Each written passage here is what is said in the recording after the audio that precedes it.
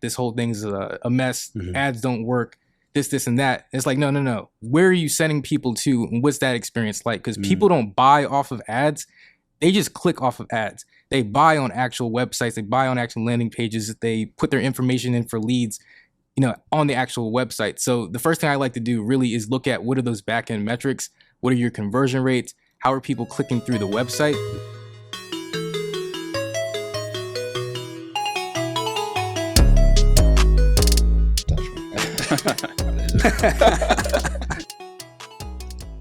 My name is Gavin, and you are back on another episode of Sometime. It's just a podcast where sometimes we talk about life, sometimes we talk about business, sometimes we may talk about current events, but all the time you'll be entertained, informed, and want to tune in for another episode.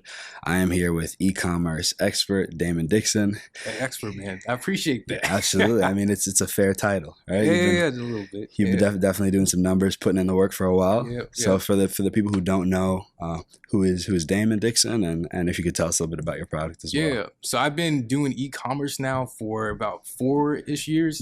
So pre-pandemic, before everybody was thinking about digital marketing, pivots and stuff like that, I was in my dorm room trying to figure out how do you monetize social media. So this is back 2015, 2016. And I got a little bit into Facebook ads when I was in school.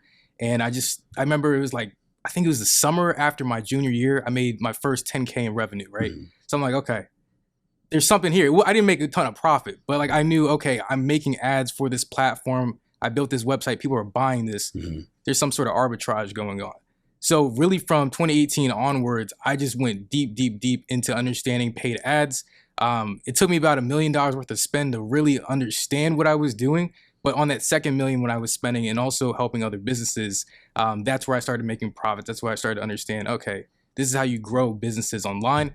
And really since then, that's just kind of been what my passion is. And more recently in this past year, I got a lot more into actual product development. So before it was servicing other businesses and then also drop shipping and wholesaling, I wanted to build my actual own proprietary product line and really see how do you build a legitimate, long lasting brand that has, I call it blue water, like no competition to some capacity. So I've got a men's skincare brand now. We're going to be launching here within the next month. Ideally, we've had some supply chain issues, but we've done pre-orders over the past, I think we started pre-orders in like July, did about 40 grand in pre-orders. So we know we have good product market fit. The brand resonates with people. We've got the pre-orders in.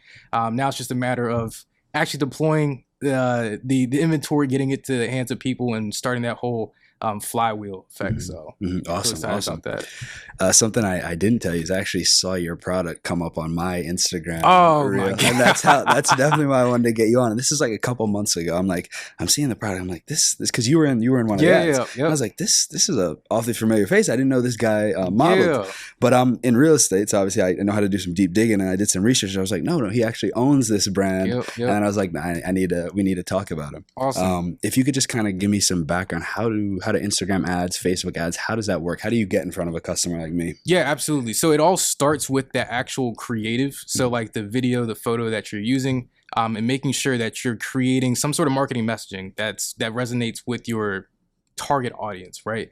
A lot of people will get into ads and just think, oh, I can just throw some random stuff and target, you can target interest and things like that.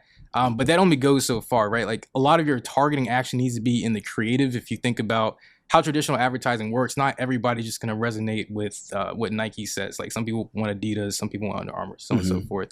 But it starts with the creative. And then on the back end of Facebook, and this is why it's so powerful, you can target people based off of their interests and what they've interacted with and engaged with on the platform in terms of like other accounts. So for instance, you can target somebody who's interested in footwear. In my situation, I target people that are interested in skincare, that are into men's health, that are into grooming, so on and so forth. And you pretty much the platform just starts to understand who these cohorts of people are. And then you have an advertiser like me that knows my marketing message, knows who I want to target. I go ahead and deploy marketing dollars into that to reach that audience. And if they resonate with it, they click through. If they don't, they keep swiping. But that's how it kind of works from the back end perspective. For sure. And I want to get into some of the specifics, like the actual from product start to product finish. But before we do that, let's like jump back. So you mentioned that you were originally doing this for businesses. Yep. Could you kind of give me that origin story, exactly how it started, exactly what you were doing for business, and how you were able to kind of learn and see growth from that point? Yeah, absolutely. So I what you call it, back in, I think it was 2016. Again, I was in my dorm room trying to figure out this whole thing. Like, what am I gonna do after college, right? I knew marketing was what I was good at, like video and things like that. But I think I started doing video editing at a social media marketing agency. It was really small. I think the owner at that point in time was like 25. He was just graduated from school. He started up his own shop and really just needed a underpaid intern to come through. But at this point in time, like, hey, $200 a month. I'm in college. I don't really have much going on. I'll go ahead and do this, right? And that really got me. It was actually a blessing in disguise, right? Like, I wasn't getting paid much, but I had my hands on like 5 different businesses, right? So I was working with like restaurants. There was some real estate in there as well, mortgage lending, a lot of DC-based businesses. But those few clients that really resonated with me were like the food, beverage, e-commerce clients, right? So what I was learning how to do was I was already editing these videos for them, but then I was tasked with also, running some ads for them to make sure that we're getting traffic to the website, so on and so forth. So really, I just learned how to make these ads, how to run these ads, and then also how to get people to convert on these websites that I also ended up learning how to build as well. So with that, I mean, I think my last year of school, I generated probably like 60 grand in revenue for some of the smaller businesses, primarily off of Facebook ads, right? And then after that, I started to freelance a little bit, help other family businesses, get them off the ground. One client, it was pretty cool. She had a little tea company, and it was like this blooming tea that you put it in the water and it just starts to sprout out. And actually, we had some good engagement on Facebook. Tea ladies love a little bit of extra stuff more than just like the bag seeping into the water. Seeing the flower bloom really was eye catching, and we were able to scale up from about she was doing 1K probably like a month on their e-commerce at wholesale. I think Q4 2019, I was able to get them to 50 grand a month revenue, about 20% profit, right? And like for them, that was completely a game changer because to that point, they'd never really grown on a digital platform, and then also to be able to make some legitimate profits that they can go ahead and reinvest and things like that. So I've helped that sort of business. And then I also have helped more established businesses. So one of my clients now actually, they do lead generation for real estate agents.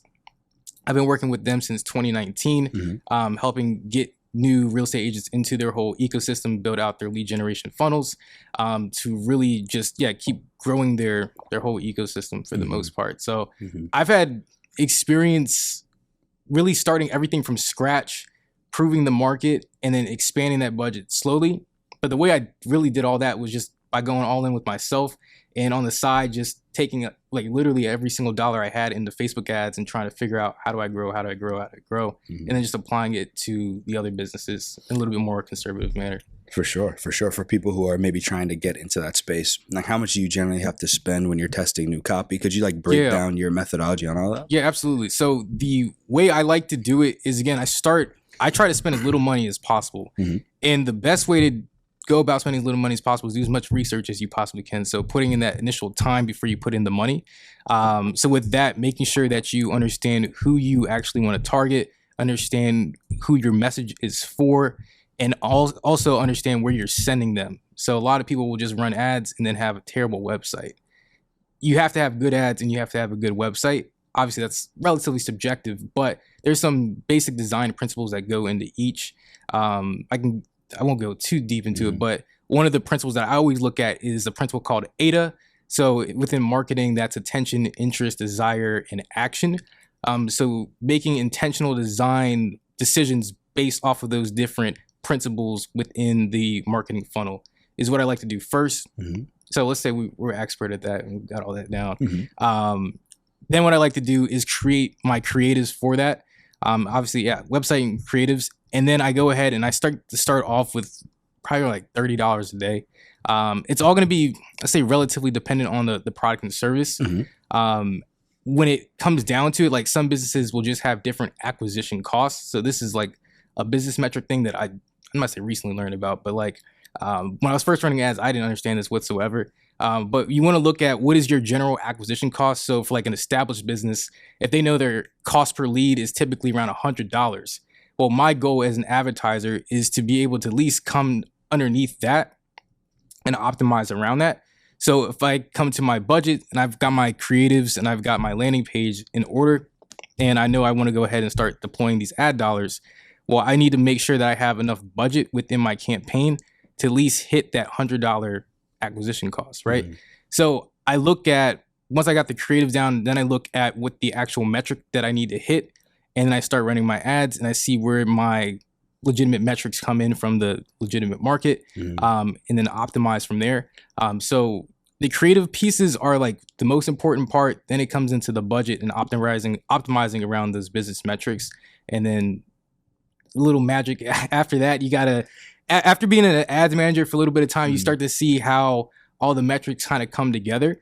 But for the most part, it's just getting your bases aligned first, and then putting in budget, and then seeing what metrics come from there. Gotcha. No, that makes perfect sense. For people who are running ads and maybe not seeing success, how do you generally like diagnose those problems? Let's say, businesses spent $10,000, $20,000. They're really not getting the results they want. Like, what's the first thing you try to look at in that funnel to see what's broken and what to fix? Yeah, absolutely. So this actually, I've been doing consulting with this one guy, trying to get him up with his e-commerce business. He had the same exact problem. So I think he was getting a few sales a day. His product was $100, right? $104. But he wasn't profiting whatsoever, right? It was just barely breaking even. And is this a digital product, like a course? This is a physical product. Product. I won't get into his specific product, but it was a physical product, and he was doing wholesale and all that. So I'm like, all right, we can work with this, right? He's getting some sales, which is good. That means his ads on the platform are actually getting clicks and it's working. But on the actual website, the conversion rate is very low, right? So he's sending solid traffic to the website, but it's not converting. And that's probably like the biggest, I might say error, but the biggest problem a lot of advertisers will see is they're like, oh, look, my cost per click is looking good. I'm getting good traffic, but nobody's buying. Like, this whole thing's a mess. Ads don't work, this, and that. It's like, no. Where are you sending people to? And what's that experience like? Because people don't buy off of ads. They just click off of ads. They buy on actual websites. They buy on actual landing pages. They put their information in for leads, on the actual website. So the first thing I like to do really is look at what are those back-end metrics? What are your conversion rates? How are people clicking through the website? A tool I actually use is called Hotjar. Yeah, I'm familiar with it. Okay, yeah. So you can see what people are doing on the website, right? Like, it's so, I'm gonna say it's amazing, but like, mind-blowing. When you see that, then you're like, oh, okay, this makes sense. They're not seeing any of my value props. They don't know what I'm actually selling. They're just going from my ad to seeing a product picture and saying buy now. I don't know, Gavin, tell me, like, if you saw that, would you buy right away? No. I mean, it's also crazy to see, like, as a marketer, because I use it for real estate. Okay. And I was running a ton of PPC and a ton of Facebook ads. It was interesting to see what people were actually caring about on my website was totally counterintuitive or contradictory to what I thought they would click on or what I thought was important. And I don't run any ads anymore for real estate specific, but I definitely was able to make successful tweaks. And I'm like, okay, they're clicking on the About Us and then they're leaving. So I'm like, okay, what's wrong on that About Us page that I need to fix? And it's interesting to make those tweaks. Yeah, man. And that's like, that comes down to understanding the customer a lot more. I think is like business owners specifically, like we can get caught up in like the nuances of the product and like trying to get people to buy now or, fill in this lead form, all this type of stuff. But you have to think about it from the consumer perspective. Like 100%. These are the people, like at the end of the day, like we can look at data metrics and all this stuff, but at the end of the day, we're still marketing the people. So who is that person? What are they listening to at 2 a.m. on a Saturday night? What kind of food do they like? What are they talking to their friends and family about? Those are the things that they actually care about. How do we make our business kind of form into their lifestyle so that way they feel comfortable doing business with us? So that's the way I like to think about it from the basis. For sure. I think that's super, super insightful. What were some of the changes specifically that you had to make, like let's say in this business or other businesses that you saw increase in conversion? Yeah, so the main thing is just hitting on value propositions that people actually care about, as opposed to just saying, become a lead, or, buy this product right away. So from a design, I won't get too much into it, but like from a design perspective, what kind of imagery are we using on the top of the page? What kind of headlines are we writing? Is this something, the way I like to think about it is like, if you look at like a magazine, what is getting people's attention, what is keeping them reading, what is getting people engaging and scrolling through and things like that. That's the type of engagement that you want. You don't want people just clicking an ad, going to a page and dying off. You want them to watch most of your video. You want them to click, and you want them to come to this website and see what you're actually offering, and then guide them. And then you'll see them come through a little bit more. And in this case, we went from a 0.9 conversion rate on a $100 product. So, for every 100, just about less than one were coming through and actually buying, up to, I think it was 3%. That's pretty good. At that point in time, that's 3x the result. You're getting a lot more profitability there. And that's literally what we saw. So just making those design changes and understanding the consumer make a whole bunch of difference. How many iterations and like different design changes are you usually having to go through before you say, okay, like this is the one that we're gonna go through it? So that's what you call it. I start off again with the hot jar, analyzing it, and just for me, like I have like a more of a creative eye, so I can kind of see what people would want to see in general. I couldn't get too much into like how I do that. I've just been in the digital arts and stuff for a long time. But I say this to say, I understand the basic principles of like, okay, this is how you build out a landing page. So that's the first thing. And then when I build out that first like draft, we just want to see where did conversion rate go up to, or did it go down? Sometimes it can happen. But most of the time, if you rearrange things properly, it does go back up. So it really comes down to the amount of sessions you got going through the website. What is statistical significance to you? So if you go to take statistics, they'll say you like 50 events will give you statistical significance. For me, I like to see at least 1,000 sessions go through that website, because at that point in time, I will be able to know how are people actually interacting with it. And then from that point, you can continuously iterate. There's nothing wrong with that. But usually when you've got a good quality landing page that converts well and is profitable for the business, you can keep that thing moving for as long as performance is there. So 100%. Very, very insightful information. I think this would be really good for a ton of people. Kind of a smaller question. Do you think like advertising on Facebook specifically, do you think the Facebook lead form or like an outside landing page is more effective? So actually I've used both, but I'd say for qualifying your leads a little bit more, I would say on landing page, without getting too technical, we've had a lot of ecosystem changes within the ad sphere, where we've got Apple coming through with ATT, which is ads tracking transparency. If you go on Facebook or Instagram recently, you probably have been asked, do you want to allow people to track what you're doing, right? So that's messed up a few things on the back end, right? And one of those things is actually tracking which conversion events are going through back to the advertiser for them to see, oh, this is what people are doing on my website, right? So the thing is that only applies to actual landing page website. That doesn't apply to on Facebook platform websites and things like that. So in this case, the lead form would be on Facebook, and then a website would be off of Facebook. So what I recommend and what I'm doing with my one client is I'm running some top of funnel traffic to the actual Facebook form because I'm getting some slightly lower costs, but then I'm retargeting to my actual landing page with the people I've already prospected for.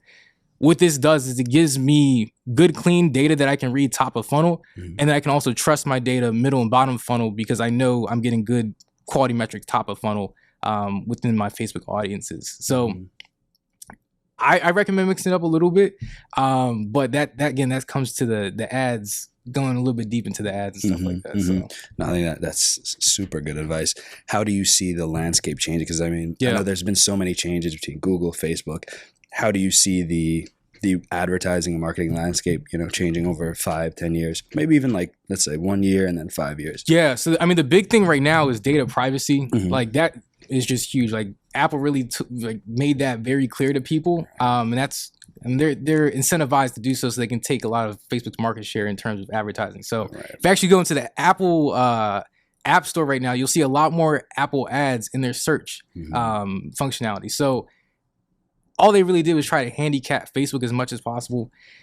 And as a result, we're now seeing Meta come about, right? So Facebook has now changed their company to Meta. They're focusing on the metaverse, which kind of will go into blockchain and things like that, and how advertising, and I'm not getting to metaverse advertising. I think that's a 10-year move. But I say this to say, all the data is still there. You can still advertise 100%, but how you interpret that data is a little bit different. You need to have third-party back-end dashboards to some capacity to really interpret your data properly. So that's what I do. Like I don't read my Facebook dashboard data like I used to. It used to be like 1-to-1 for the most part. Now it's not. So I use a tool called Triple Whale right now for my e-commerce store to be able to see what my actual like customer acquisition cost is, overall profitability, and how much I'm spending on specific platforms. I also use UTM tracking as well, which Google has had since I think they acquired a company back, like way back. I don't know the exact year, probably before I was into any of this stuff. But essentially, they're able to still track where users are clicking off and how much they're spending on spending on those ads and products and things like that. So I'd say in terms of like where things are going is, as a consumer, you're looking at how do I keep my information as private as possible. And then as an advertiser, I'm trying to think, okay, well, how can I make people feel a lot more comfortable? And as a business owner, as a brand owner, right? Like, how do I make people know that, oh, hey, we're doing good business here. We're making you feel good. And we communicate this through our ads. We communicate this through our landing pages, even going down into email. So I think in terms of like advertising specifically, that will never change. People will always still react to things. I think the algorithms might change up a little bit, but this is why we're seeing platforms like TikTok now get a lot more attention from advertisers, because actually TikTok, I've been doing a lot more research on this the past like 3 months. The issue with Facebook was they derived a lot of their data points from third parties, right? So we would put a pixel on our website. Technically that's third-party pixel, and they would have these throughout all these different websites, and that's how they were getting their data and understanding what people were doing. TikTok, on the other hand, went straight to creatives and seeing how people were engaging on those creatives. Why that makes that's a fundamental difference in how you're advertising, because on TikTok, it has nothing to do with the optimization points and all this type of stuff, right? It has everything to do with the creatives that you're using for the platform to just get distribution and making sure that people are engaging with it. That's all they really care about. So I think you're going to see a shift in how people advertise, going more towards like actual video content, as opposed to just depending on an algorithm. They're trying to find their audience. For sure. I think, again, another very insightful point. I can tell you spent a lot of time in the weeds of this.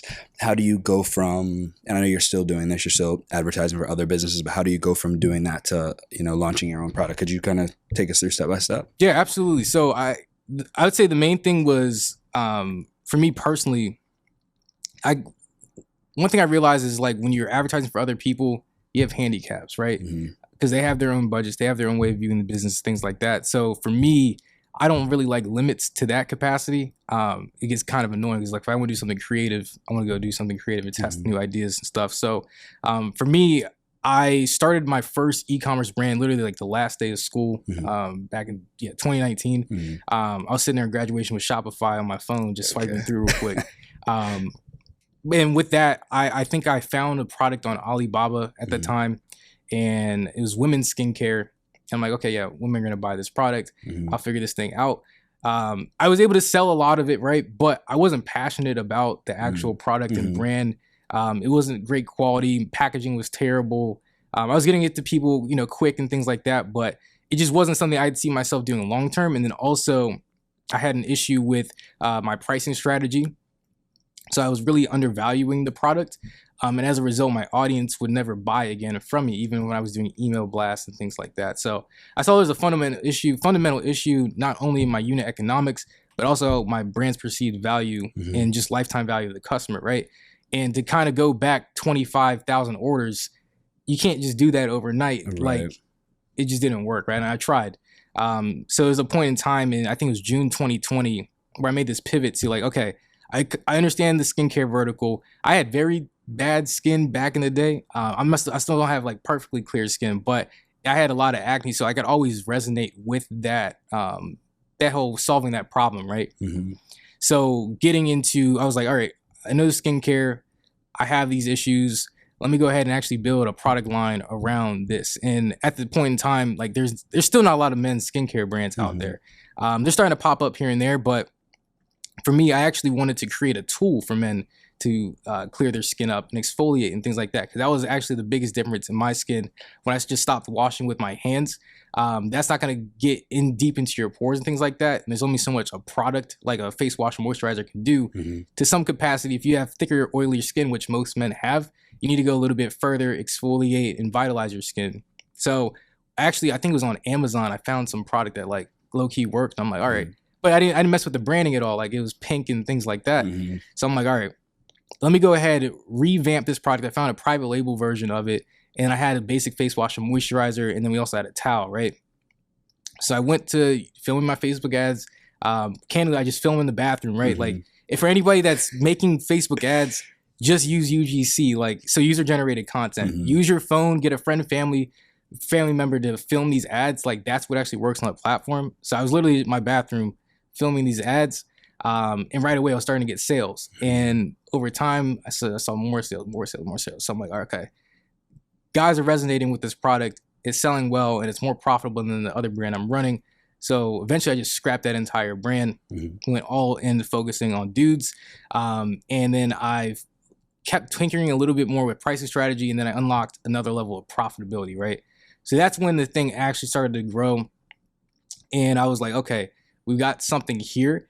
And at peak, I think, last January, we did about 300K in revenue, about a 30% margin, right? Okay, so solid. There were some solid numbers that we could work with.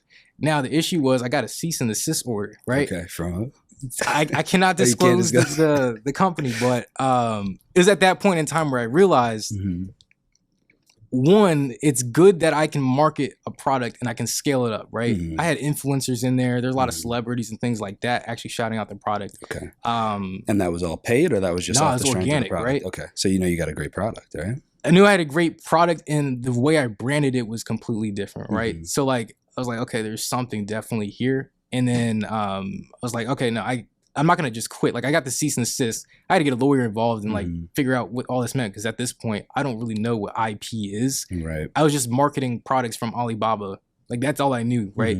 But I had to learn that. So that was one of my learnings over the past year. But when I did that, my lawyer pretty much told me, he was a patent attorney, right? He pretty much told me, they got you on this, right? Like you have to stop. So I did, but you can design around this patent in a very specific manner. So that's what I opted to do, right? So I just switched up the design of the product so that it went around their utility.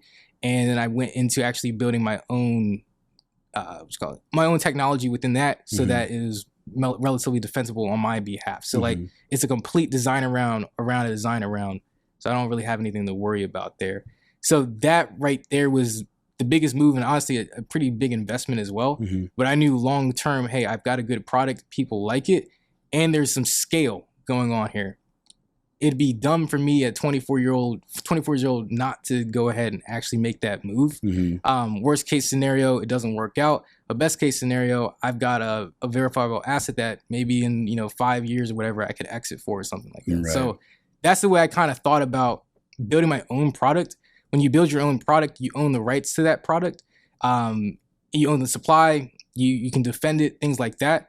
And that's what builds a moat around your brand. And, definitely in like this virtual era of business, right? Like people are going to start ripping left and right. So how can you build your own unique product as quick as possible and keep working with your customers to keep iterating on that product? So that was one of the other things I did, was actually like get on the phone with customers, survey them, see what they want in the new product, and then just designed around that. So yeah, it's definitely the best way to approach it. If you're always thinking about your customer first, you're always going to be able to be profitable long term. It's always also good to bet on yourself, right? You know it's going to work out, so always bet on yourself. You dropped a couple terms that I think it would be good to kind of define for the audience. Lifetime value of a customer. Can you explain that for us? Yeah, in a nutshell, just how much money they spend with you over a period of time. If for performance marketers, we like to look at least 60 days. 30 to 60 days post that first purchase. Because if you're able to get at least a second purchase within that 60-day period, you're able to spend more on ads. And then depending on like the foundation of your business, whether it's just a single product or you've got, replenishment in there, things like that, or subscription based, that will dictate how long your lifetime value is, and then what is the actual value of that. Well said. And then intellectual property. Yeah, intellectual property. So I'm not legal. I still not perfect with it. But yeah, intellectual property is pretty much just what you own. It sounds bad. I don't know. That's why I had to get a lawyer involved. Got you. But yeah, it's pretty much you've created this idea to some capacity. Did you patent it? Did you trademark it? And then within that, so like I was dealing with something about utility patent. Those are a lot more defensible than a design patent. Design patent is just what something looks like. Utility is how something completely functions. And within that, there are different claims that are made about the utility of the product. So luckily for me, I was able to design around one of the earliest claims within that claim sheet. And that's how my lawyer was able to say, yeah, if you did this specific design around, you would be fine because you're going very, very high up, which is pretty much like the definition of the product. For sure. What I'm super curious about is the actual process in which like you actually did that. How did you find the factory? Or did it through a factory? Like just kind of run us through all that. Absolutely. So the first thing is I've always gone, like Alibaba was like my best friend. And I mean, that's where you find these factories over in China. I've been working with a logistics fulfillment company based over in China since 2019. And the owner actually, he's US based. He's based in Miami. He's actually he owns his own private brand as well. I've actually got a deal on Shark Tank, which is pretty cool. Oh, nice. Yeah. His brand is called Pillar Learning, so they actually create kids learning toys and stuff. But I say that to say, talking to him about how he went about building his own product and that whole process, understanding building materials and things like that. One, that inspired me to actually do my own thing, but then two, I was able to get some good insight there. So first things first was just finding a factory that'd be willing to do it. The second thing was seeing what changes that I wanted to have made to the product so that it is unique within the market. The way I went about that, again, was just calling up customers as well as doing surveys on specific features. And then working with that factory, they usually have designers as well for those products. So once you tell them what features you want, they can actually start to do some drawings and some mock-ups there. And these were factories that you originally found on Alibaba and just reached out to them for, Yep, 100%. And then from that point forward, like it's a lot of back and forth, right? Like you're just going through design iterations, functionality iterations. One thing I learned is everything has a cost. You know, when you're just buying product off the street, you don't think about the lights that go into, you don't think about the amount of vibrations that it has and things like that. But every single piece really does have a cost. So my main thing was like, how do I increase the value of my product, make it higher quality, but also not run up my unit economics to the point where like I know I would not be profitable after factory marketing. So I just spent a good bit of time going back and forth with the factory, iterating on design, getting customer feedback, seeing what they liked and what they didn't like. And from there, it just kind of comes into this cohesive piece. Now, you can't just do this without having legitimate money. So I think the molds cost right around 30 grand for themselves. And that includes the design as well. And also I had to get a patent attorney involved just to make sure my stuff was actually cleared. So that was a little bit more. And then also filed my own patents on the product as well. So with all in, it's a decent sized investment, but once you do that, you kind of solidified yourself in your product. And how I've also kept things moving in terms of like revenue and funding of these molds is actually started pre-orders, right? A little bit before I was actually getting my product in. So that way I could, again, fund a little bit more of the mold costs and things like that. So, but yeah, working with the factory one-on-one, they pretty much do everything. Like they're making these products. It's funny. If you go to China, they're like 3 years ahead of what we're doing here in the US. It's kind of crazy to think, right? Like from a tech standpoint, a product standpoint, they are pretty much ahead. Like TikTok and things like that we have now, their TikTok is already like, I won't get too much into it. I mean, dude, you could break it down. I mean, I look at TikTok as a marketer and I'm just astounded by like the efficiency of that algorithm and like how well it's serving me content and like how all the content connects. And it's like, if I click on something, how it'll test me to see if I'm interested in that same, it's just like the craziest algorithm I've ever seen. And it's so smart, so intelligent. So I'm not surprised. Yeah. TikTok is, it's just the way, and this is one thing I've learned, like working with Chinese companies, their communication style is, one, it's indirect, but then two, they're already thinking like 2 steps ahead a lot of the time. So I think that's helped me, like, one, with communication, but two, also thinking, how do you think ahead of possible problems and stuff like that. Yeah, we won't get too much into the TikTok right now, but on the product side, mainly just working with the factories and taking some of their advice as well. And then you place in those initial order for the inventory. And then you just go from there. So they start manufacturing, building everything. So for someone maybe who doesn't have that startup capital, but they're interested in getting into the e-commerce space, they're trying to make some money. What would you kind of, and I do want to hear more about this product, by the way, all the functionality, so we can talk about it at the end. But kind of how would you suggest that they go about doing it if they're just trying to get into e-commerce and in that space? Yeah, 100%. Just drop ship. Okay. Or get a very small batch of inventory from a Alibaba supplier. You can get like 50 units at a time, sometimes even 10 units at a time. Get it customized, put a logo on it. It's going to cost a little bit more than what you would do at like, 10, not 10K units, but like even like 2,000, 3,000 units, or whatever. Get that small batch in, make some initial content. So film those ads in your bathroom, do whatever you need to do.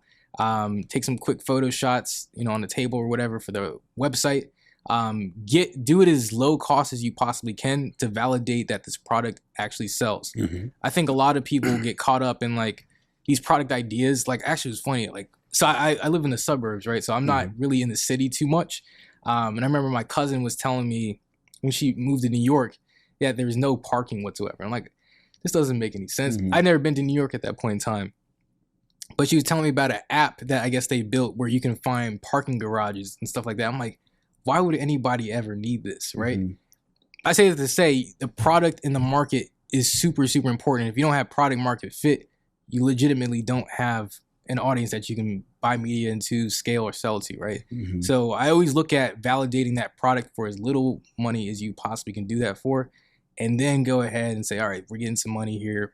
We're making some profits. Go ahead and reinvest. And eventually you're scaling up. You got some more profits that you can make a bigger move and then go forward from there. I think that's a great explanation. On like a baseline level, what is drop shipping? And if someone has no context of any of this, how can they start drop shipping next week? Yeah, absolutely. So one thing you'll see, like when you go on YouTube, if you type in how to drop ship, you see a lot of like 16-year-old kids making like 10K a month or something like that. So what people need to understand is drop shipping is just a fulfillment method. But that fulfillment method has gotten relatively abused in the past 5 years since we've been making YouTube videos about how to do it, right?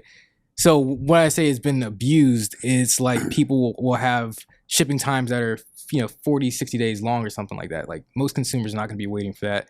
Or they'll keep selling product even though they don't have inventory in stock and don't make it clear to their customers. So drop shipping is just a fulfillment method that's actually been used by like companies like Tuft and Needle, Wayfair. Like these are, even I'm not gonna say Amazon, but there's a lot of drop shipping type of activity going on where pretty much people are buying the product and then the factory is fulfilling it, right? So just understand that model first. But in terms of where do you find factories that do this, you actually can go ahead and just ask Alibaba suppliers. They now, a lot of them do drop ship fulfillment. I wouldn't go to AliExpress to do this anymore. I haven't drop shipped in a good bit of time. I like to just go straight to the factory on Alibaba and talk one-to-one with them. But yeah, it's pretty much finding a product that works, that resonates with the audience that you feel like you can connect to. Finding a factory that can fulfill on demand, drop ship it, and then going forward from there. For sure. No, I think that was a great explanation for people who definitely don't know. Yeah. In regards to like your actual product, can you break down exactly what it does? So I don't have the actual device with me. No that is currently in production. Again, we've had some supply chain issues on that end of things. So what I have right here though is the face wash and moisturizer that goes with it. Okay. So pretty much the way it works is you have the initial device. So you go ahead and rinse the device. You put your face wash on it. Then you go ahead, exfoliate and cleanse your skin. And why we had the device is it penetrates your skin a little bit differently. Like, again, men have a lot more oily skin and thicker skin. So when you have the device alongside the actual face wash, and this one's got activated charcoal in it, so that actually detoxifies your pores a little bit more. You're just getting a deeper cleanse. It's a lot more efficient. So you mix the device with the face wash, and then after that, we have also got a antimicrobial towel. So you're cleansing your face, and you're ensuring that you don't have recycling bacteria back on your face. Cool thing about the device as well, it's made with silicone, which inhibits bacterial growth. I know for me personally, like I used to play lacrosse, so I would get a crazy amount of sweat and stuff deep in my pores. And and you keep putting a helmet on and things like that, there's a lot of bacteria going on, right? And that's again why I started using an actual device to like clean my face properly. Sorry, I was slightly on a tangent with that. No problem. But so you combine the device with the face wash, and then after that, you put your moisturizer on. Just clean up your skin so you don't have that oily look. So the key with our product line was just really making a simple system for guys to use that don't have a lot of time to think about it. Right. And that device, I thought it was crazy at first, but when I started to use that thing consistently, I was like, yo, this is an absolute game changer because it just accentuates the effectiveness of the products you're using. For sure. And where can we find it, and when can we expect to buy it? Yep. So everything's on dudes.com, DOUXDS. I took a French class. Okay. Yeah. Like the name. I took a French class. So that's how Dudes kind of came about. And obviously we're marketing men. So I'm like, all right, hey, this works out. But dudes.com is where it's at. Face wash and moisturizer is actually available. The actual device, we're looking to get that in by end of February. Our factories are going on a little bit. I think it's a 2-week break. So we're just waiting to get materials in and finish up that production. But that's about it for the most part. Everything's ready to launch and go onto the market. So awesome. And if people are looking to connect with you or follow you on social media, are you on Instagram, like Twitter? Where can they find you? Yeah, I'm a little bit on. I'm trying to get back into social media a little bit, but I took a little bit of a nomad break for some time. But Instagram, it's DAEMN, so Damon _, and then also on Twitter as well. And then I just made a TikTok. So I'm gonna start getting a little bit into that. So cool. Still DAEMN _. So awesome. Well, I'm definitely excited for you. I'm gonna buy one. I'm gonna go online, pre-order mine. It's funny though. I remember when I saw that, I was like, this is a good looking product. I feel like this will work. And then, I think you're doing a lot of good things, and I hope everything goes well for you, and you see great success with it. Awesome. I appreciate it, for man. sure. And thank you for coming on. I think this is gonna be a really good episode for people. By the way, you dropped a lot of specific details, like good information, where I think people can watch this and learn a lot. Did a great job. It was a good episode. That's it. I appreciate it, dude. Oh, absolutely, man. It was a pleasure to meet you in person. Yeah, for sure. We've got like 5 more minutes. Okay. I just wanted to wrap it up in concise as you kind of finish the talking about the product. So one thing I am curious about is the specific numbers on that first brand that you ran for the skincare product. What was your cost of acquisition for the product, the cost of acquisition for customers, and then how much were you making? Yeah, so actually it's cool. If you want to see the full thing, I actually did a collaboration YouTube video with my fulfillment partner where he broke down the logistics side of stuff. Long story short, we scaled $1.1 million on that. Now, this is my first product, right? And I did not make as much profit as I possibly could have. I also made a lot of bad investments within that. Okay. I'm gonna preface that I'm saying I still made some money off of it. It was probably around $30,000 off that $1 million, but probably should have been around $100,000 bare minimum. But I say that to say within that, my unit economics were fine. It really came down to the pricing of the product and then the value I had on it. In terms of customer acquisition costs, I think it was around $25. And I was selling the product for $40, right? So right then and there's an issue with that margin. And then you factor in the actual cost of the product as well. And the fact that we were in mid-COVID when that was happening as well. And shipping costs started to increase sporadically. So there's a lot of moving parts going in there. But I would say that was my biggest learning lesson. Getting to that type of revenue, and then I spent a lot on ads to do that. Definitely a ton of money. It was just a lot of learning lessons. So I really take that in that was my seed money for my next brand, but also my seed experience to get my stuff up and running. For sure. What was the thing that surprised you the most when you spent $1 million on ads? What was the thing that surprised you the most when you were looking at all the back end data on that?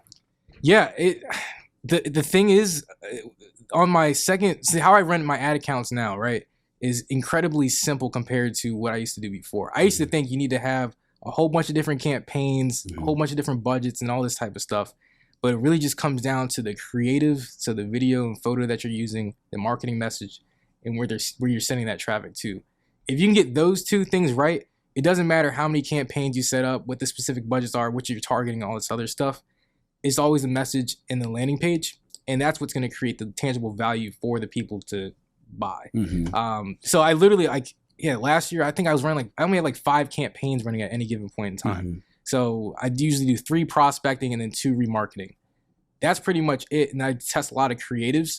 But yeah, my biggest switch was just like it's all within that message.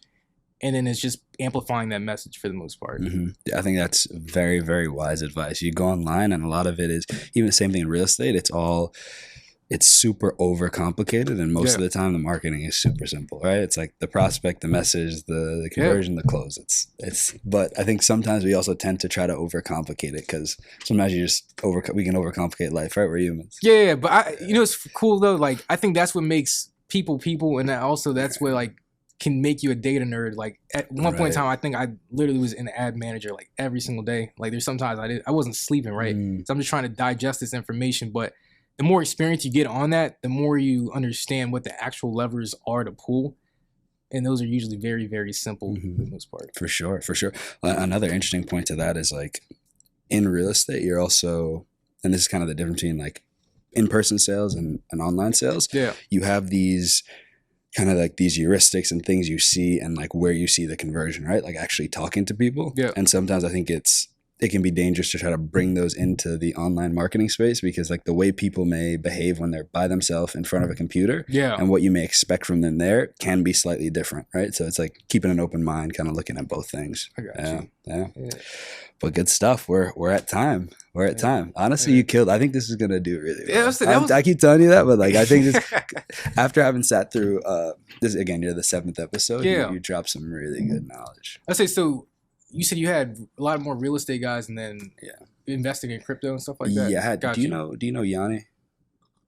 Mm-hmm. He went to Mary Wash as well, and he was doing some big things in crypto. He came on. We didn't really get into like numbers or coins. We just kind of like had an overview convo. Yeah. And then I've had some real estate guys on and some lenders and stuff like that. Yeah, man. That'd be dope, bro. Yeah. Cool. I said, where are you posting this stuff at? Right now. Josh literally sent me like a little video clip. It wasn't even like a YouTube link or anything. Oh, true. Yeah, no, I just started putting this stuff on Instagram like yesterday.